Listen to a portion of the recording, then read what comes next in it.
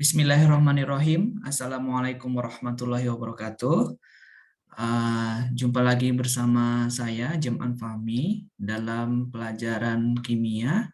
Kali ini kita akan membahas mengenai tata nama senyawa alkana.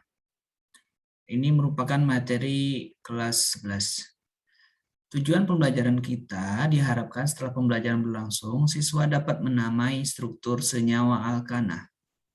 Langsung saja, bila kita menilik dari definisi, alkana merupakan senyawa hidrokarbon alifatik jenuh.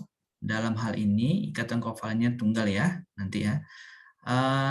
Jenis hidrokarbon yang memiliki rantai terbuka, jadi kedua ujungnya itu tidak saling berhubungan, masih dalam keadaan terbuka. Aturan UPAC dalam penamaannya, poinnya ada 4. Yang pertama, penentuan rantai utama. Yang kedua, pemberian nomor urut. Yang ketiga, pemberian nama cabang. Dan yang terakhir, penyusunan nama lengkap strukturnya. Kita mulai dari yang pertama, penentuan rantai utama.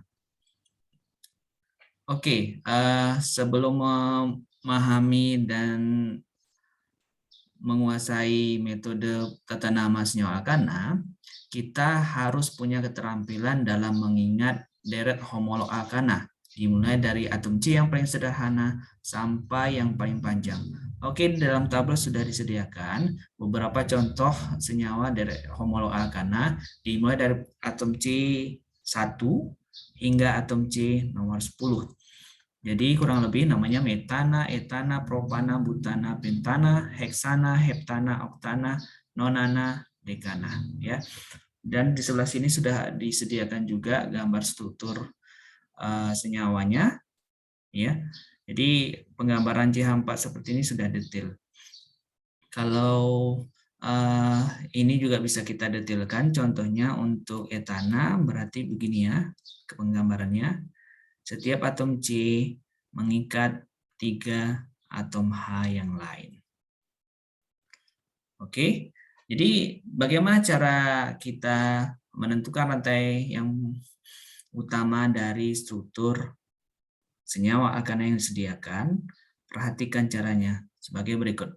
Jadi disediakan 2 struktur yang sama ya. Kita mau membedakan bagaimana cara menentukan rantai utamanya dari struktur yang sama ini. Langkah pertama, opsi yang ada itu adalah menentukan rantai utama, kita ambil dari atom C yang paling kiri ke yang paling kanan. Begini ya. Sementara pilihan kedua, kita ambil dari atom C yang bawah ke yang paling kanan. Nah, kira-kira setelah dihitung, mana rantai utama yang jumlah atom C-nya paling banyak atau paling panjang? Coba kita hitung yang atas ya. Ada 1, 2, 3, 4, 5. Ada 5 atom C. Ya. Kalau yang bawah, 1, 2, 3, 4, 5, 6. Ada 6 atom C. Jadi yang paling benar untuk rantai utama adalah yang paling bawah. Ya. Begitu caranya.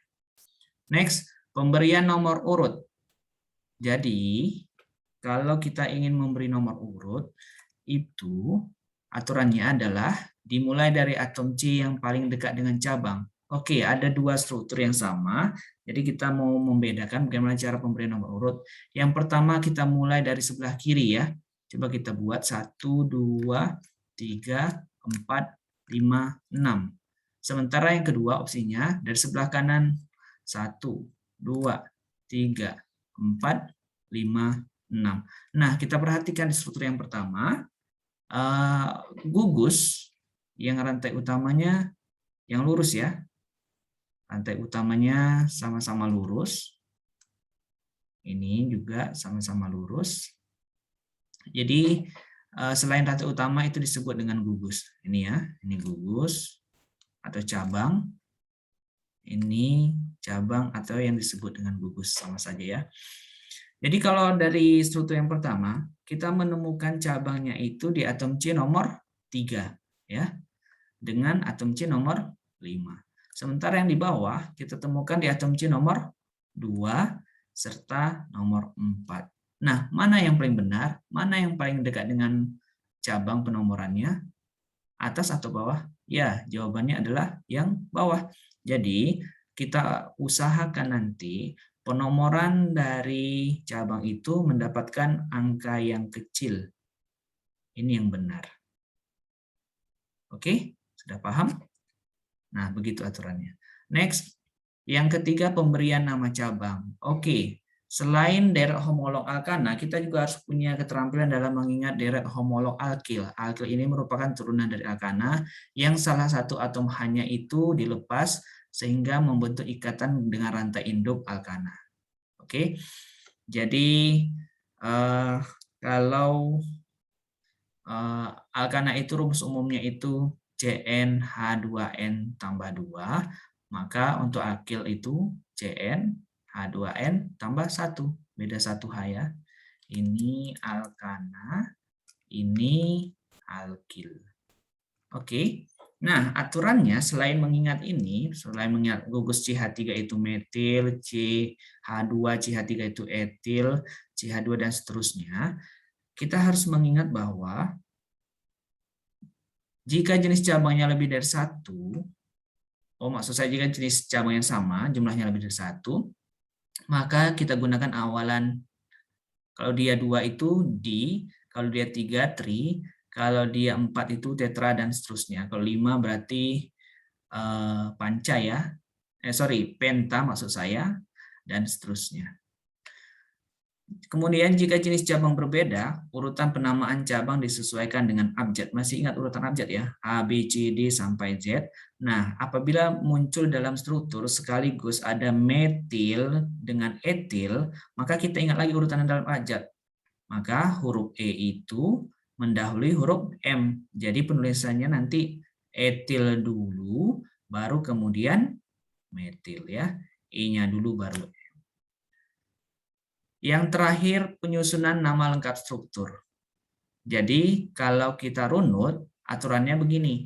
Nomor cabang dulu kita tuliskan, kemudian jumlah cabang jika dia lebih dari 1. Kemudian nama cabang, kemudian nama rantai utama. Jangan lupa bahwa kalau cabangnya berbeda jenis, maka harus sesuai dengan abjad. Mari kita lihat contohnya. Apabila diberikan contoh seperti ini, bagaimana cara menentukan penamaan rantai utama? Mari kita runut ya. Jadi langkah pertama tadi adalah penentuan rantai utama. Rantai utama adalah rantai yang mengandung atom C terpanjang. Berarti kemungkinan cuma 1 ya. Ini. Ada berapa atom C-nya? 1, 2, 3. 3 tambah 3, 6 ya.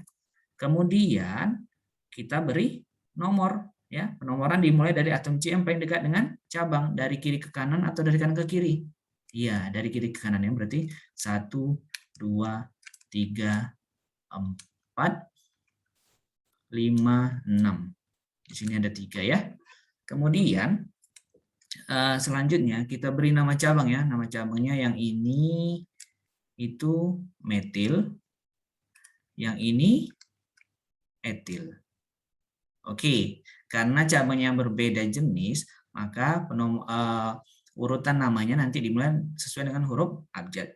Jadi tinggal kita susun ya, sesuai dengan aturan tadi.